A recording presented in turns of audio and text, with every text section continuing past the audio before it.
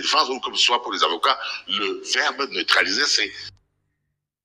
Alors, là maintenant, vous voyez, et ça, c'est la partie qui est la plus intéressante, c'est que vous écoutez un avocat dans toute sa casquette, dans toute sa plaidoirie, dans tout son savoir-faire et dans tout son enseignement. Et voilà ce qui est très intéressant chez Maître Momo, c'est que il sait bien distinguer toutes les casquettes auxquelles il fait face à l'instant T. Ce que je découvre par la suite que l'autre ne parvient pas à le faire. Donc, réécoutons le mot neutraliser chez les avocats et le mot neutraliser chez les policiers. Donc, tous ces injonctions-là n'ont pas, en fait, tous ces concepts, le mot neutraliser, le concept neutraliser ne veut pas dire, selon lui, tuer. Donc, ils doivent bien déterminer ce que veut dire. Écoutons très bien. L'entraver, c'est-à-dire l'empêcher de continuer à faire ce qu'il fait. Donc, de ce point de vue, et je ne vais pas vraiment polémiquer avec ça, avec Maître Sim là-dessus, les règles sont quand même sûres par tout le monde. Nous sommes d'accord que lorsqu'on s'écarte de ces règles-là, on risque d'entacher la procédure d'un vice qui peut entraîner de la nullité. Et nos forces de l'ordre savent cela, ont été formées pour ça. Je ne dis pas que peut-être qu'il peut y avoir un excès de zèle, peut-être que ça s'est passé ou quelque chose comme ça, mais qui sera sanctionné. Mais ce n'est pas systématique. Je ne peux pas me dire qu'il me renvoyait à Tchang en disant tu es de Tchang. Je ne sais même pas pourquoi on m'enferme toujours à Tchang. Je suis étonné que le ministre ne sache pas ces choses. Honnêtement, je suis absolument... Que je ne sache pas quoi. Ce que j'ai dit là, que depuis... Mais vous savez bien que l'enquête préliminaire commence, où ça commence. Oui, je sais, mais écoutez, quand je dis des choses, écoutez d'abord ce que j'ai dit. Depuis qu'on arrête des gens après la présidentielle, ça s'est passé comme ça. Des violences absolument inutiles. Jotam Chamini et à Douala demandaient à n'importe qui, on l'arrêtait à 22h. La nuit, chez lui, à 22h. Des gens s'en tenaient. Et j'ai dit, on arrêtait Anis Ekane à Douala à 19h. Sans flagrant délit. Je dis donc qu'il y a là, en ce moment, quelque chose de très grave. Et je dis, si vous ne le savez pas, je suis inquiet du ministre délégué à la justice qui ne sache pas. C'est ce que j'ai dit. Vous devez être le premier à le savoir. Mais si vous l'ignorez... C'est entendu. On peut passer à autre chose. On va rester toute la journée.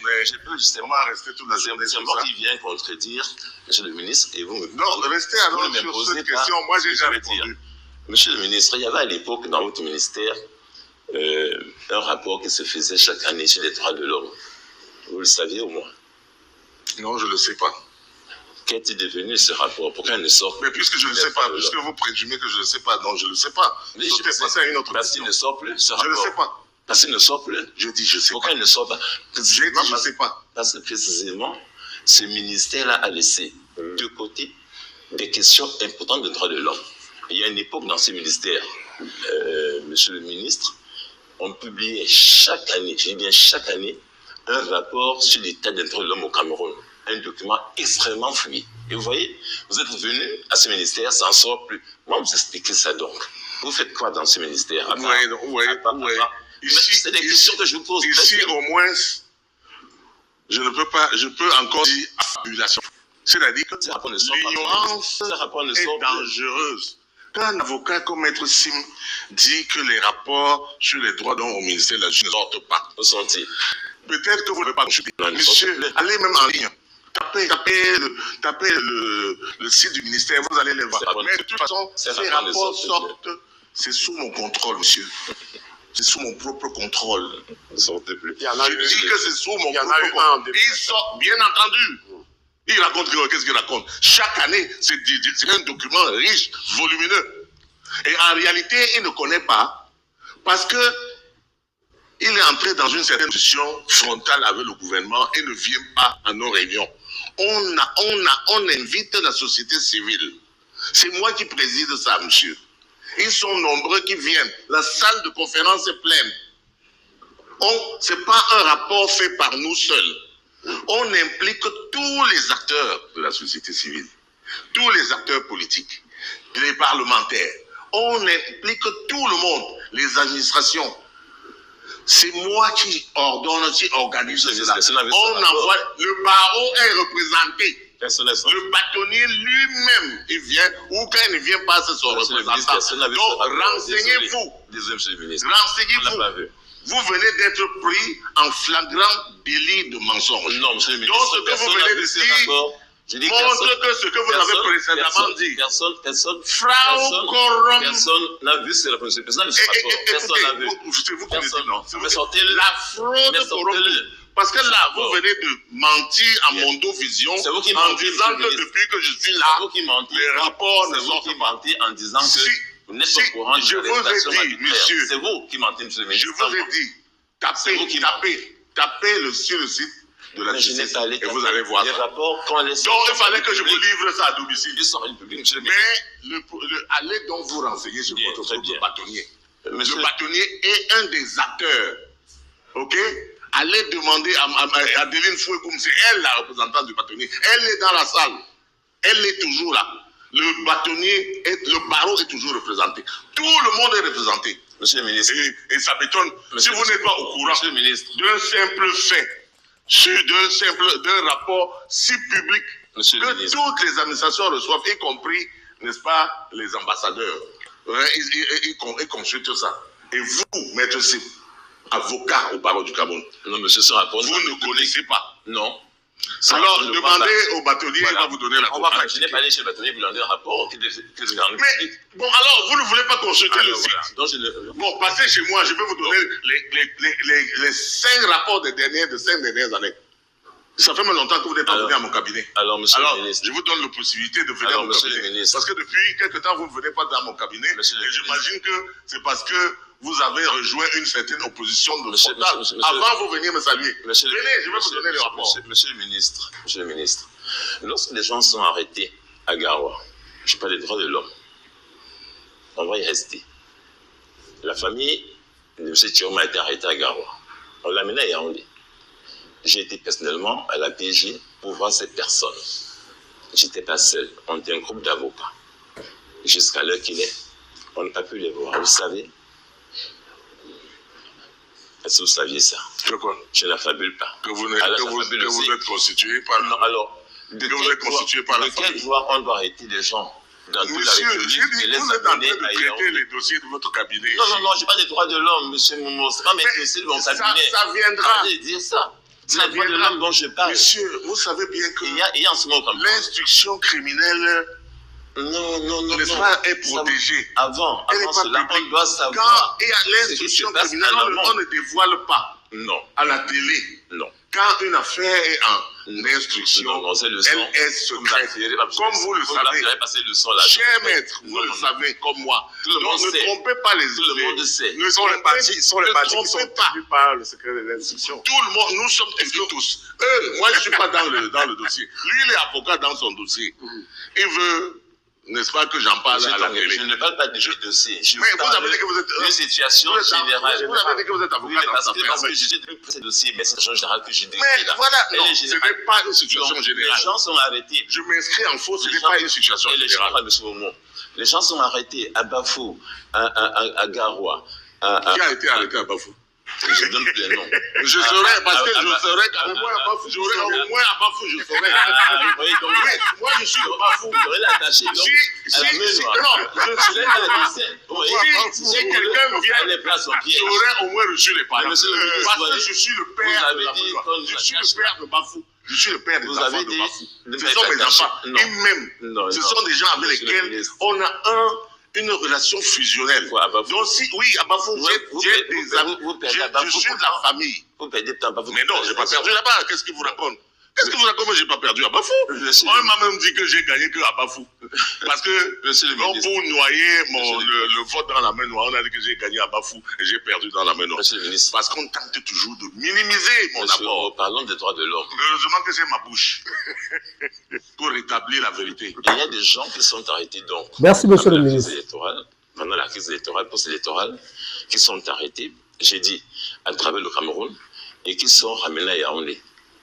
Beaucoup de personnes même sont ramenées à des endroits que personne ne connaît. C'est-à-dire que les gens sont arrêtés, évidemment, parfois à des heures insolites, sont amenés à l'insu de leur famille à des endroits que personne ne peut dire. Qu'est-ce que vous en dites, monsieur le ministre? Ça, vous ne savez pas aussi? Non, Ça aussi. écoutez, quand vous finissez, En général, quand vous finissez vos questions par ça aussi, est-ce que vous savez, vous risquez d'avoir une réponse négative de ma part. Vous ne m'encouragez pas à faire un débat avec vous. Allez-y. Comme cette affaire, n'est-ce pas, de rapport. J'ai failli ne pas vous répondre. Rien que parce que vous ne m'avez pas respecté. Si vous me posez une question, si vous ne me respectez pas, je peux vous dire que c'est moi qui ai la réponse. Je ne la donne pas. Oh, nous sommes ici. On va appeler à fabulateur. Nous sommes là pour le public davantage. Nous sommes là pour le public. Oui, bien donc, aidez-moi à vous aider. Aidez-moi à faire comprendre. Vous avez dit que c'est un fabulateur. Aidez-moi. Oui, mais j'étais énervé contre vous. Mais pourquoi? Mais parce que vous faites des affirmations. On reviendra comme pas ça, dessus. Vous avez engagé. Mais c'est l'envers, monsieur le ministre. Alors, comme vous êtes en sol. Vous vivez ailleurs. Attends, je peux répondre? L'autre disait que j'ai changé de veste. Vous vous dites qu'aujourd'hui, je suis hors sol, je vis ailleurs. Mais oui, parce que vous ignorez des choses que parce que vous ne pouvez pas me laisser répondre. Tout le monde le sait, que les gens sont arrêtés. Puis-je répondre? On lui laisse le temps de réponse, Maxime. Bon sang. Soyons quand même là, nous sommes là pour construire. Vous me prenez comme un adversaire, comme votre ennemi. Je ne suis pas d'adversaire. Même en qualité de ministre, je vous ai dit, je suis le serviteur du peuple. Je suis serviteur de la société. J'ai pris cette émission de la reine avec une méthode explicative et compréhensive, comme on fait en sciences politiques. Je n'ai pas voulu une confrontation avec vous, monsieur Maître Sim. Je n'ai pas voulu faire une confrontation. Je veux un échange compréhensif et explicatif. Et moi, je n'ai pas toutes les réponses. Mais s'agissant de la question des droits de l'homme qui vous préoccupe, moi, j'étais le champion et je le suis encore au niveau du ministère des droits de l'homme. Alors, vous avez écouté, il a dit, j'étais le champion et je le suis toujours.